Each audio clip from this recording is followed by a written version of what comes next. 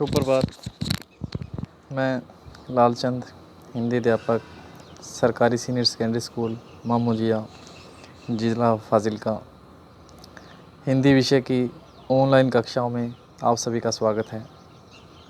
आज हम 8वीं कक्षा का दूसरा पाठ करेंगे, पिंजरे का शेर। एक बहुत अच्छी कहानी है जिसमें चंद्रगुप्त मौर्य की बुद्धिमत्ता का प्रमाण दिया गया है। शुरू करते हैं। पुराने समय की बात है। उस समय भारत जो था अनेक राज्यों में बंटा हुआ था। इन्हीं राज्यों में मगध राज्य सबसे शक्तिशाली माना जाता था। वहाँ के राजा का नाम था महापद्मनंद। ये प्रश्न आता है कि राजा का क्या नाम था? महापद्मनंद। एक दिन राजसभा लगी हुई थी। वातावरण विचित्र था। एक और कुछ व्यक्ति अलग खड़े थे। वह रोम देश के दूत थे। सभा भवन के बीचों बीच एक पिंजरा रखा हुआ था जिसमें किसी धातु का बना हुआ एक शेर बंद था।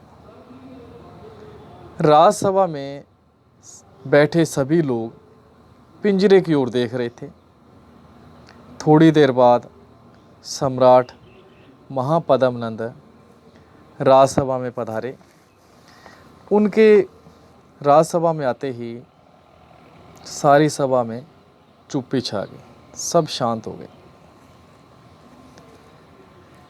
महामंत्री शकटार का संकेत पाकर, इशारा पाकर, जो रोम देश के दूत थे, उन्होंने आगे बढ़कर अपने राजा की ओर से लाए बहुमूल्य उपहार जो है सम्राट को भेंट की। ये प्रश्न हमारे पास आता है कि मंत्री का क्या नाम था? मंत्री का नाम था शकटार। अब राजदूत आगे आता है, राजा के सामने आता है और क्या कहता है? राजदूत ने कहा, महाराज, हमारे सम्राट ने एक उपहार और भी आपके लिए भेजा है। उसने लोहे के पिंजरे की ओर संकेत करते हुए कहा, वह है शेर। हमने इस शेर को बंदी तो बना लिया है, पर कुछ बंधनों के कारण हम न पिंजरा खोल सकते हैं और न ही काट सकते हैं। पिंजरे को खोले या तोड़े बगैर ही शेर को पिंजरे से बाहर निकालना है। ऐसा तो मगध के सम्राट के प्रताप से ही संभव है। ये सुनते ही सम्राट ने मुस्कुराकर पहले पिंजरे की ओर देखा और फिर महामंत्री की ओर।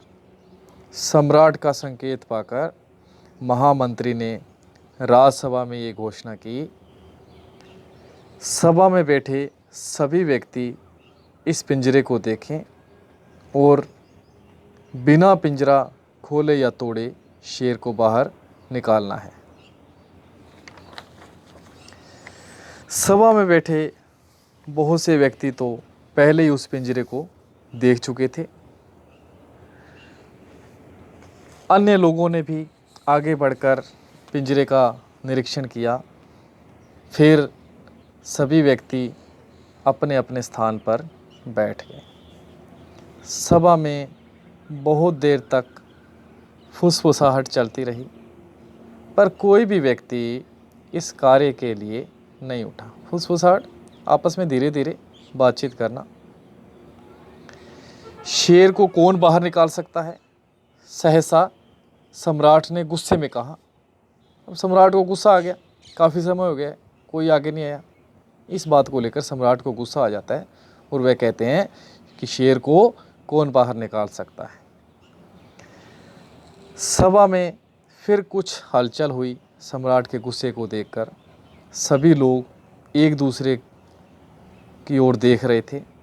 सभी की आंखें लज्जा के कारण, शर्म के कारण झुकी हुई थी। सम्राट फिर गरज उठे, मगध की बुद्धि को क्या हो गया है? महापद्मनंद की राजसभा में क्या ऐसा एक भी ज्ञानी नहीं जो शेर को बाहर निकाल सके? सम्राट की जय हो।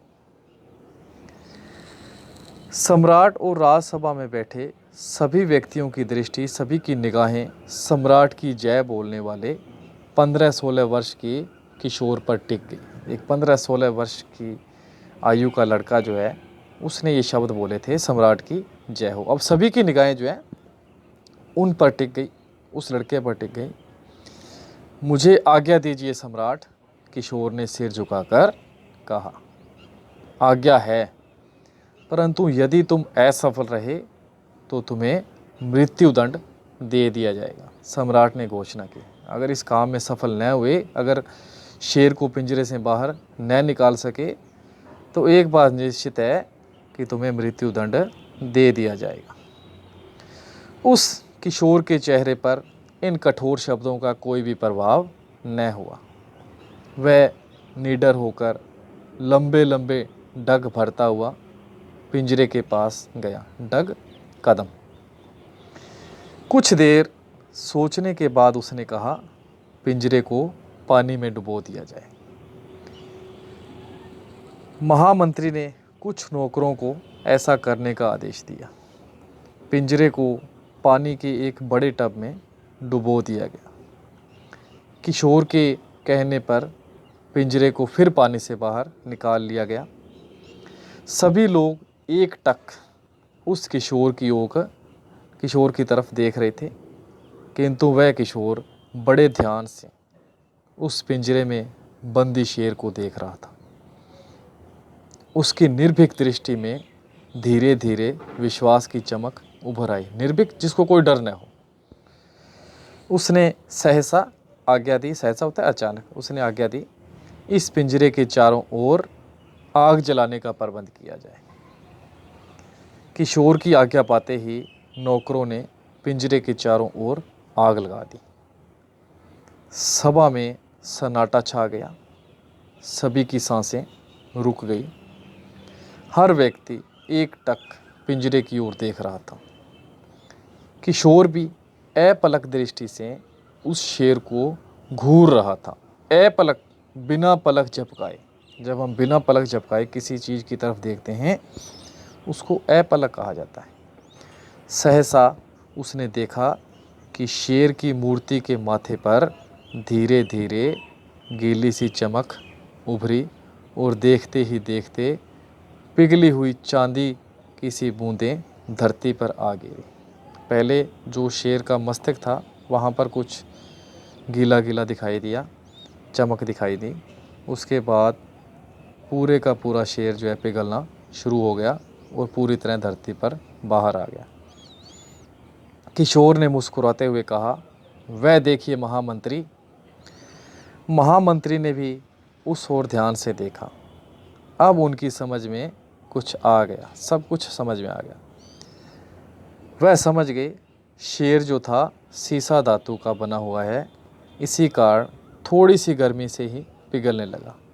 लोहे का पिंजरा ज्यों का त्यों पड़ा था। बिना पिंजरे को तोड़े, बिना पिंजरे को खोले शेर को बाहर निकाल दिया गया। अब देखते ही देखते पिंजरे का शेर जो है पिघल कर धरती पर फैल गया।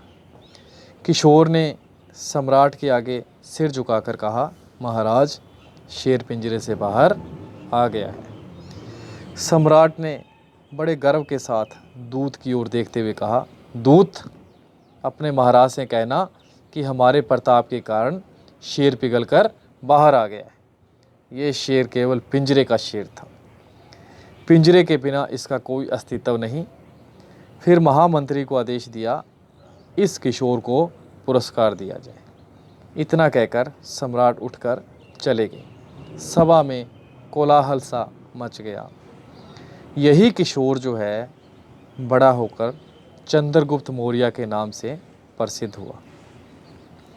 उसने उत्तरी भारत के सभी छोटे छोटे राज्यों को एक सूत्र में पिरो दिया और एक सुदृढ़ साम्राज्य की नींव रखी। कई जीतें जो हैं चंद्रगुप्त मौर्य ने प्राप्त की थी, एक विशाल साम्राज्य की स्थापना की थी। तो विद्यार्थियों, ये हमारा 8वीं कक्षा का पाठ 2 था, पिंजरे का शेर। कल हम इसके जो प्रश्न उत्तर हैं, अभ्यास है, व्याकरण भाग है, वह करेंगे। आज के लिए इतना ही। धन्यवाद।